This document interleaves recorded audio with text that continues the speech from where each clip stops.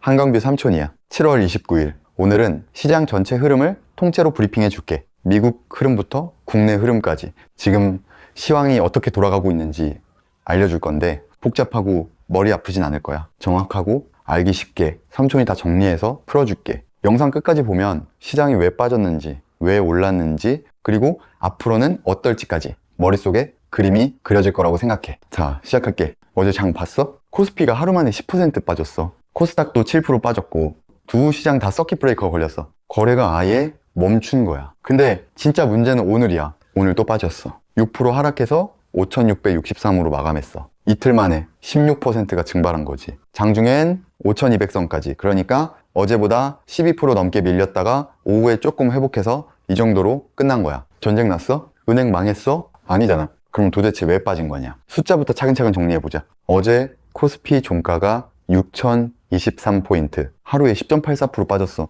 역대 일간 하락률 4위야. 2008년 금융위기 때 빠진 것보다 더 빠졌어. 그리고 오늘 5,663으로 마감. 이틀 만에 16%가 날아간 거야. 고점이 6월에 9,385였거든.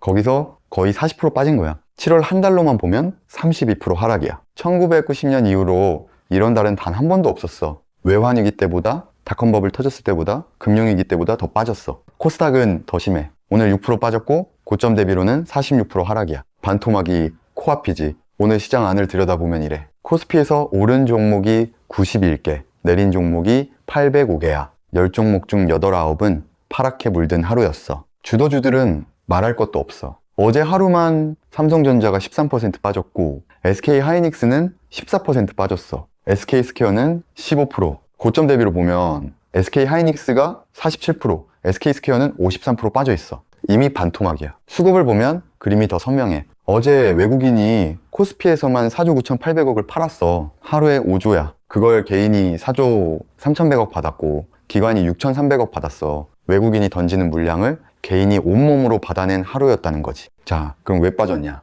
증권사 리포트들이 공통으로 지목한 원인이 3개야. 자, 첫 번째, 중국 CXMT라는 회사가 상장했어. 이게 오늘 영상의 핵심이니까 뒤에서 따로 자세히 풀게. 두 번째, 중국이 노광 장비를 자기들 힘으로 만들기 시작했다는 소식이야. 노광 장비가 뭐냐면 반도체 회로를 웨이퍼의 빛으로 새기는 기계야. 반도체 만들 때 제일 비싸고 제일 어려운 장비. 이걸 지금까지는 네덜란드 ASML이라는 회사가 사실상 독점해왔어. 그래서 미국이 중국한테 이 장비 못 팔게 막아놨던 거고, 근데 중국이 우리가 직접 만들었다고 발표한 거야. 막아놨던 문을 뚫었다는 얘기지. 세 번째, 엔비디아 쪽에서 나온 이상한 얘기야. 엔비디아가 오픈 AI 데이터 센터에 2,500억 달러 규모 금융 보증을 서준다는 소식이 나왔거든. 쉽게 말하면 이런 거야. 내가 물건 파는 회사인데 내 물건 살 돈을 내가 빌려주는 거지. 그러면 시장이 이렇게 의심하기 시작해. 그 수요, 진짜 수요 맞아? 돌려막기 아니야? 이걸 순환금융 우려라고 불러. AI 투자 자체를 의심하기 시작한 거야.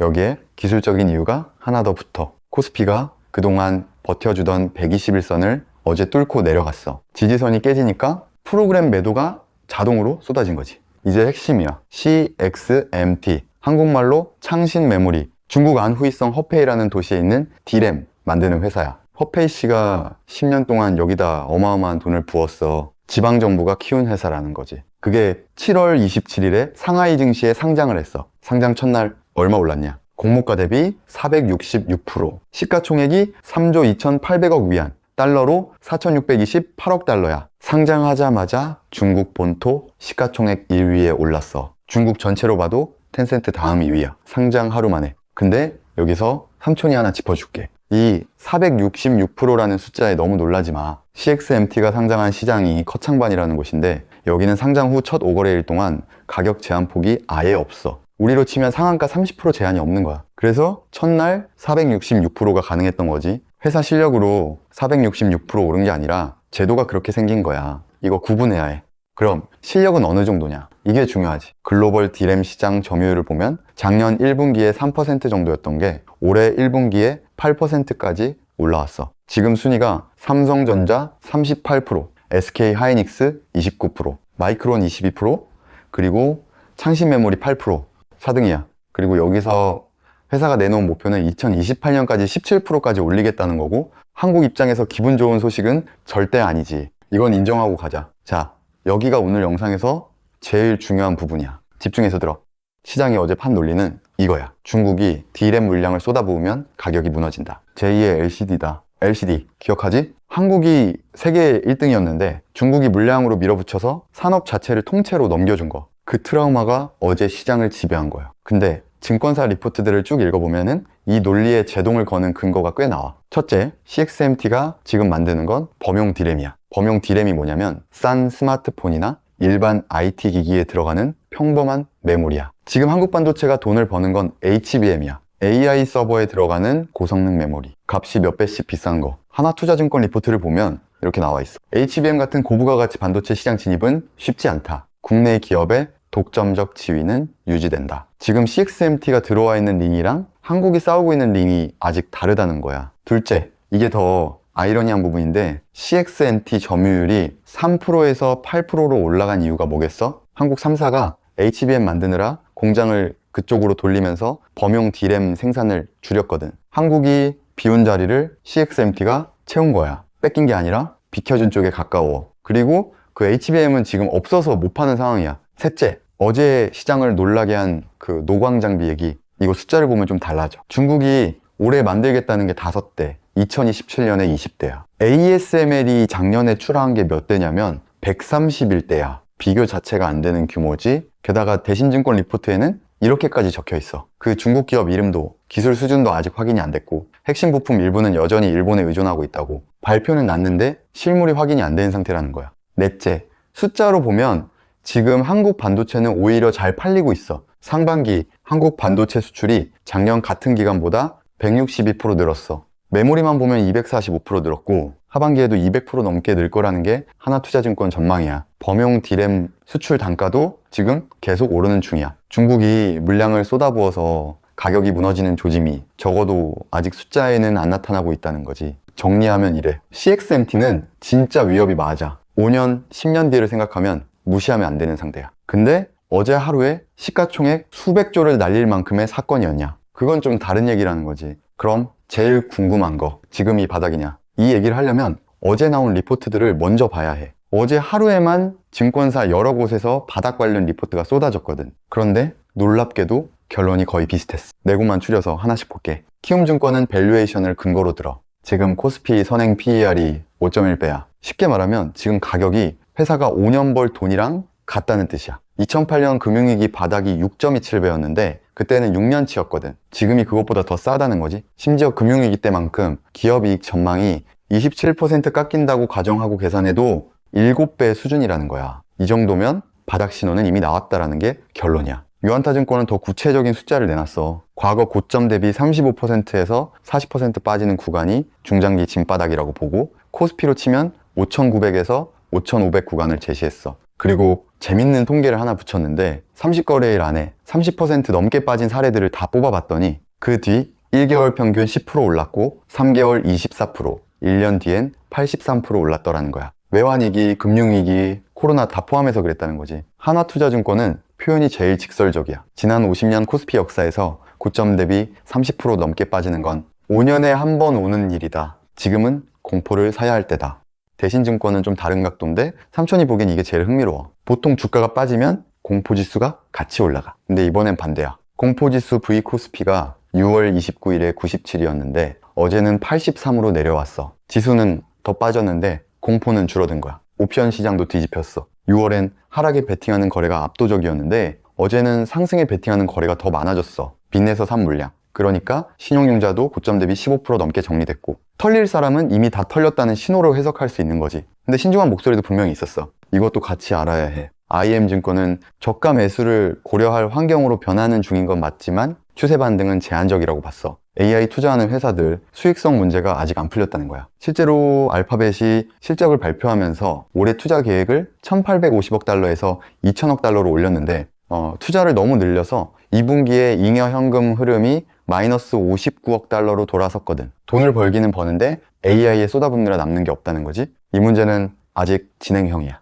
자, 여기가 오늘 이 영상에서 제일 중요한 부분이야. 방금 말한 게 전부 어제 나온 리포트들이야. 그럼 오늘 어떻게 될게? 유한타가 진짜 바닥이라고 했던 구간 5,900에서 5,500이었지. 오늘 5,900은 장 시작하자마자 깨졌고 장중엔 5260위까지 밀리면서 그 구간 아래로도 뚫고 내려갔어. 종가는 5663으로 다시 구간 안에 들어와서 끝났지만 하루 만에 바닥이라던 자리를 시험당한 거야. 키움이 마지막 지지선이라고 했던 201선 5696이었어. 오늘 종가 5663, 근소하지만 그 아래에서 마감했어. 하루 만이야. 어제 전문가들이 그어놓은 선이 하루 만에 시험대에 오른 거야. 삼촌이 이걸 왜 얘기하냐면 증권사를 까려는 게 절대 아니야. 너희한테 진짜 중요한 걸 말해주려는 거야. 첫째, 바닥은 아무도 못 맞춰. 밸류에이션이 싸다는 건 사실이야. 지금 코스피가 금융위기 때보다 싼 것도 맞고, 근데 싸다고 안 빠지는 게 아니거든. 싼 게 더 싸질 수 있는 게 시장이야. 이 정도면 바닥이지 하고 한 방에 다 넣으면 오늘 같은 날 계좌가 반토막 나는 거야. 둘째, 그래서 분할이라는 말이 나오는 거야. 어제 바닥이라고 믿고 전액 투입한 사람이랑 3분의 1만 넣고 지켜본 사람, 오늘 아침에 둘의 표정은 완전히 달라. 셋째, 지금은 지지선을 논할 단계가 아니라 사이클을 봐야 하는 자리야. 121선도 깨졌고 201선도 깨졌어. 기술적으로 잡을 선이 남아있지 않다는 뜻이야. 이럴 땐 차트가 아니라 이유를 봐야 해. 왜 무너졌는지, 그게 진짠지. 그래서 앞에서 CXMT를 그렇게 길게 뜯어본 거고, 자, 그럼 앞으로 뭘 봐야 하냐. 체크포인트 4개만 기억해. 첫째, 이제 기술적 지지선은 잡을 게 없어. 121선도 깨졌고 마지막 보루였던 201선 5696도 오늘 뚫렸어. 그러니까 몇 포인트에서 잡아야지 같은 계산은 지금 의미가 없다는 걸 먼저 인정하고 가야 해. 차트가 아니라 아래 3개, 그러니까 실적하고 이벤트를 봐야 하는 국면이야. 둘째, 실적이야. 이번 주가 진짜 분수령이야. 오늘 SK 하이닉스 실적이 나왔고 내일 마이크로소프트랑 메타, 모레는 애플이랑 아마존 실적이 나와. AI에 돈 쓰는 회사들이 우리 계속 쓴다라고 하면 반도체 수요 걱정은 상당 부분 풀려. 반대로 투자 줄인다는 얘기가 나오면 얘기가 완전히 달라지고. 셋째, 오늘 밤 FOMC야. 한국 시간으로 새벽 3시에 금리 결정이 나와. 다만 지금은 시장 관심이 금리보다 반도체에 쏠려 있어서 실적만큼 큰 변수는 아닐 수도 있어. 넷째,